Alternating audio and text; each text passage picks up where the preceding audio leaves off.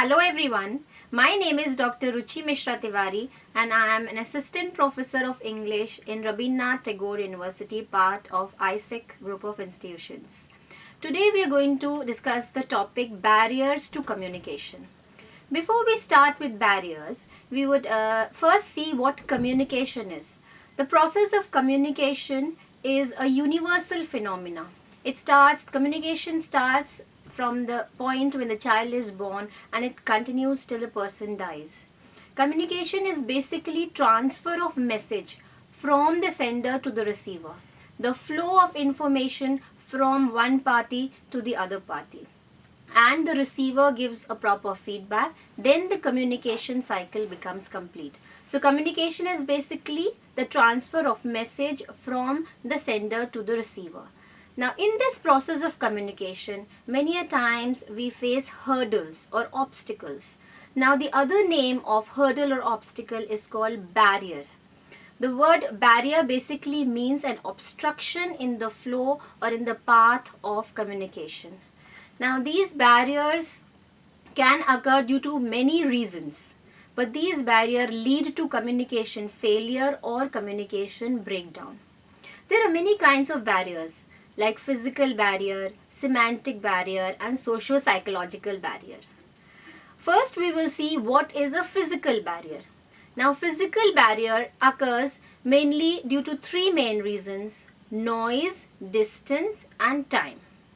Noise refers to the environmental factors. Now when the message is being passed from the sender to the receiver, many times the environment acts as a hindrance. For example, if there is a loud noise occurring in between when the person is speaking, so this noise also obstructs the flow or path of communication. For example, suppose there is a lot of rainfall happening or there is thunderstorm. At that point also, when a person is trying to communicate, there are obstructions, the message is not audible to the receiver.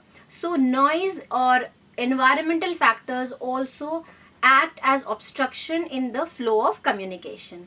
Now another thing is time. Time is something very crucial, very important, which acts as an obstruction in the path of communication. The timing of communication, when should we communicate, is very, very important. Suppose a person with whom we want to communicate is very angry, is not in a good mood or is tense or frustrated. So when at that point of time, if we try to communicate, the communication process is not effective. The person will not see things in the right perspective and there are chances of communication failure or communication breakdown. So timing, at what time should communication take place, really plays a very important role for effective communication. Now another aspect is distance. If there is a huge distance between the sender and the receiver, then also the flow of communication is not very smooth. Although due to the latest technology and inventions, we have social media, mobile phones through which we can communicate with persons sitting far away from us, but still these technology inventions, they also have some limitations. Like for example, we have internet problems, we have network problems, so the communication at time is not smooth, the flow of message is not smooth. So distance also acts as a barrier to communication. It hampers the path of communication. So we have seen till now that in the process of communication, physical barrier plays a very important role. Now after physical barrier, we have semantic barrier. Semantic barrier is also a very important barrier in the process of communication. Semantic, the word semantic refers to the language that we use. So we all mostly communicate using a language. Of course, we have sign language, body language, where we don't use or speak words, but using or speaking words is the most common way of communicating. So when language also acts as a barrier in communication, many times what happens is the language that we speak is not understood fully by the receiver. If a person is speaking in French or German, and if that language is not familiar with the receiver to whom we are trying to communicate, then it will act as a barrier. Even if the language is understood commonly by the sender and the receiver, many times it happens that the words that are being used are having two meanings. Ambiguous words are there. Or many times people use jargons, they use scientific words, technical words. There are technical words to every subject. So if that is being used, many times the message is not conveyed properly and effectively, and that acts as a barrier. Like, for example, a teacher is teaching in the class, or doctor is talking to a patient. If the doctor is using medical terms all the time, the patient is not able to understand what the problem is or what the disease is. Many teachers also do, they sometimes use technical words, and it becomes difficult for students to understand. So use of this kind of language also acts as a barrier in communication. So semantic barrier is also another very important barrier in communication. Now, the third barrier which we are going to talk about today is socio-psychological barrier. This barrier is faced and used by all the people around the world. The word socio-psychological basically refers to social means society, and psychology is the study of behavior. So our communication is deeply affected by our mindset, by our thinking. So socio-psychological barrier refers to the barrier which is there, which is affected because of our behavior, when we are thinking something else, when we are speaking something else, the way we behave in society.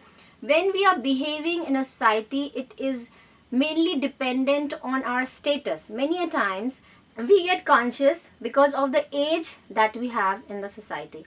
So what happens is, if you have a particular status in society, when you are speaking to a person who is at a lower level or maybe junior to you, so you speak in a different manner, and when you're speaking to a colleague, you speak in a different manner. So the way you behave, it majorly is dependent on the status that you're carrying at home, also in the society. So status barrier, this word status barrier is often used, also acts as a barrier in communication. Now apart from that, we have generation gap.